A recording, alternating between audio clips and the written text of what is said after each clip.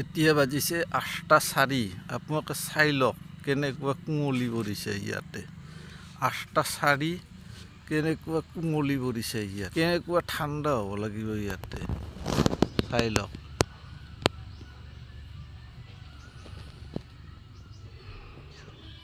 এই সূৰ্যটোই ভালকৈ ওলাবই পৰা নাই কুঁৱলীৰ প্ৰভাৱে।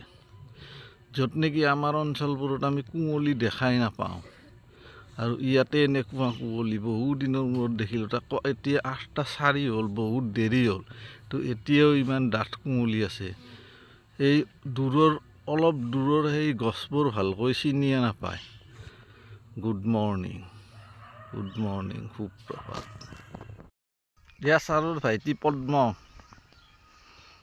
পদ্ম, আজি ৰবৰ কাটবা যোৱা নাই? যাৱা নাই আজি। কিয়া?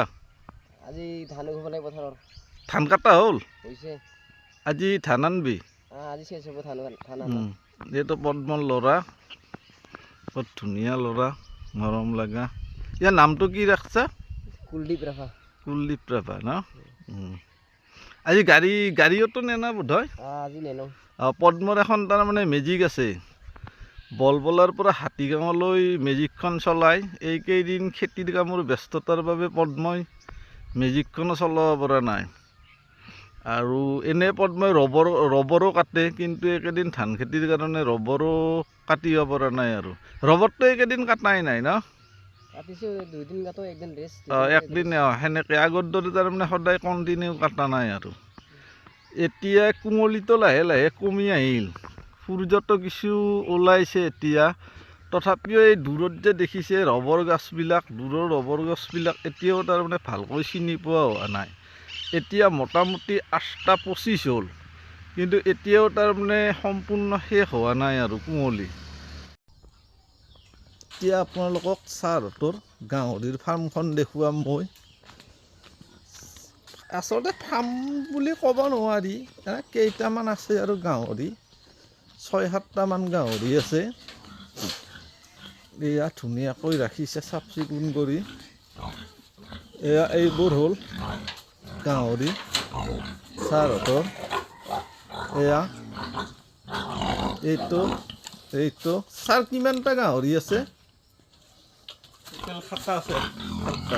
এইজন আমাৰ ছাৰৰ ডাঙৰ ভাই হয়, দাদা। তেখেতেও শিক্ষকতাই কৰে মেঘালয়ত। মেঘালয়ত শিক্ষকতা কৰে। এয়া গাহৰিৰ কাৰণে এখেতে দানা লৈ আহিছে। ছাৰ, এইটো দানাটো কি হ'ল? চাপৰ আছে আৰু ভাত আছে। চাপৰ আৰু ভাত আছে। জুগুলিতো নিদিয়ে? এই মদৰ দিয়া হয়, কিন্তু আজি আছে চাপৰ ভাত। শুকান মাছ আছে। এইবিলাক গাহৰি। এইটো এটা পোৱালি, এইটো ইয়াতে আছে। এই ধুনীয়াকৈ বনাইছে। এইটো এটা, ইয়াতে দুটা আছে। এইটোতো বহুত ডাঙৰে হৈছে ছাৰ। এইটো মোটামুটি এইটো এটা, এইটো ধুনীয়া চাফ চিকুণকৈ ৰাখিছে গোটেই ফাৰ্ম। সৰু ফাৰ্ম, ৭-৮টামান আছে আৰু ধুনীয়া চাফ চিকুণকৈ ৰাখিছে। এইটো লোকেল মুৰ্গীৰ, ইয়াতে মুৰ্গী পোহে, লোকেল মুৰ্গী। এইটো গঁৰালত মুৰ্গী পোহে, লোকেল মুৰ্গী। তেখেত আমাৰ ছাৰৰ মা হয়। মা এতিয়া ইয়াতে বহি ৰ'দ পোৱাই আছে।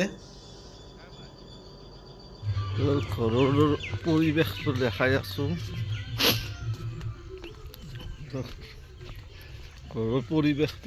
আছোঁ।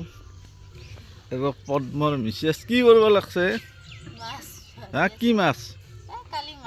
মাছ কি মাছ পালি হে? দে হ'ব দে।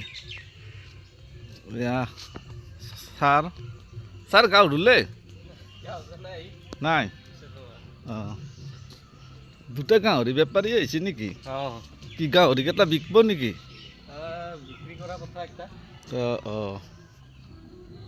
ছাৰহঁতৰ ঘৰৰ পিছফাল।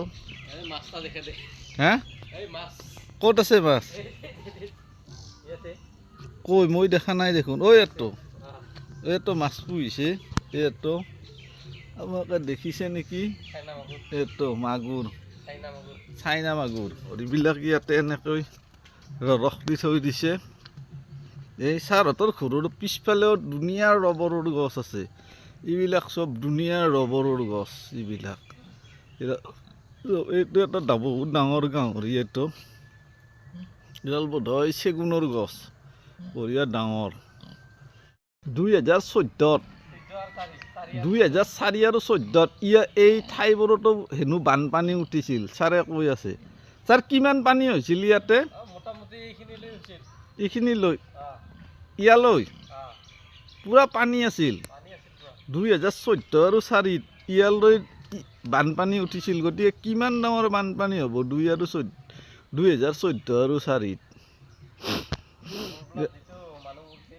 বলবলত মানুহো মৰিছিল তেতিয়া বহুত আপোনালোকক এটা বস্তু দেখাই আছোঁ এই যে মই যে কৈছিলোঁ ৰবৰ গছৰ আঠা এই ৰবৰ গছৰ আঠাটোৰ পৰা এনেকৈ কেমিকেল চেমিকেল দি এনেকৈ চিটবোৰ বনায় আপোনালোকে চাই লওক এইবোৰ চিটবোৰ বনায় আৰু এইবোৰ এতিয়া শুকাব শুকাওঁতে কিমান দিন লাগিব 3 দিন মানে লাগে 3 দিনমান লাগিব ন শুকাওঁতে এইবোৰ 3 দিনমান লাগিব তাৰে পিছত কেজি হিচাপে বিক্ৰী হ'ব কেজি হিচাপত এতিয়া কিমান আছে দামটো কেজি কেজি বহুত কমি গ'ল ৰে 110 কিলো 110 টকা কেজি আৰু এইটো ক'ত যাব এইটো মানে আগিয়াত যাব আগিয়াত যাব আগিয়াৰ পৰা ক'ত যাব এইটো আগিয়াৰ পৰা কেৰেলা যাব কেৰেলা যাব না এইবিলাক ৰাবাৰ এনেকৈ এইটো মেচিনত মাৰে ন মেচিন এটা আছে মেচিন আছে না কি কি কেমিকেল লৈনো এইটো মানে আঠা তুলে মানে এচিড দিব এচিড দিব ঠাণ্ডা খান্দি কৰিব মানে এইটো টেবলেটৰ না টেবলেটত মানে হেৰি দিব আঠাটো এচিড মানে এইটো ফৰ্মাটত বনায় ফৰ্মা এইটো ফৰ্মা কেনেকুৱা হ'ব নহ'লে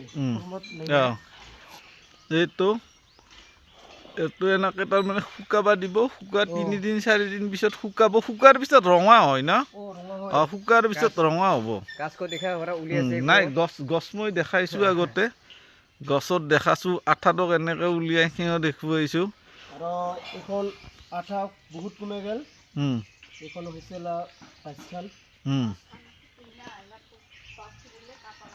ওলাই হাজিৰা 1500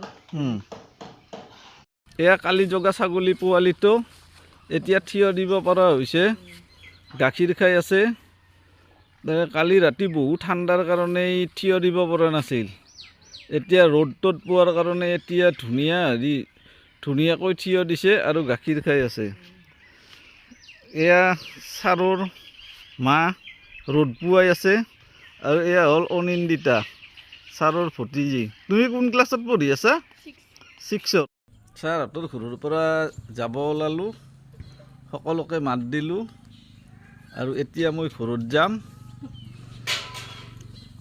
আহোঁ বেগ চেগ বান্ধি লৈছোঁ এইখনে মোৰ স্কুটি এইখনে মোৰ ৰাজদূত ইয়ামাহা সকলো দেখাত যদিও এইখন বাইকৰ দৰে কিন্তু এইখন স্কুটি কিন্তু মজাটো বাইকৰে পোৱা যায় চলোৱাৰ সময়ত গিয়াৰ চিয়াৰৰ ভেজাল নাই বৰ ধুনীয়া এইখন হোণ্ডা নাভি আৰু এইখন লৈ গ'লে এটা বিশেষত্ব এই স্কুটিখন অসমত তেনেকৈ খুব কমে দেখা যায় গোৱালপাৰা চোৱালপাৰাতো মইতো য'ত কাম কৰোঁ তাত ৰাখি দিলে মানুহে বেৰি বেৰি চায় এই ভিডিঅ'টো ইয়াতে শেষ কৰিলোঁ আৰু আগলৈ এনেকুৱা ভিডিঅ'ৰ আপোনালোকক লগ পাম বুলি আশা থাকিল ভিডিঅ'টো কেনেকুৱা পালে জনাব আৰু যদি ইচ্ছা কৰে লাইক কমেণ্ট আৰু শ্বেয়াৰ কৰিব পাৰে আৰু যদি আপোনালোকে ইচ্ছা কৰে এনেকুৱা আৰু আনকমন ভিডিঅ' চাবৰ বাবে তেতিয়াহ'লে মোৰ চেনেলটো ছাবস্ক্ৰাইব কৰি দিব ধন্যবাদ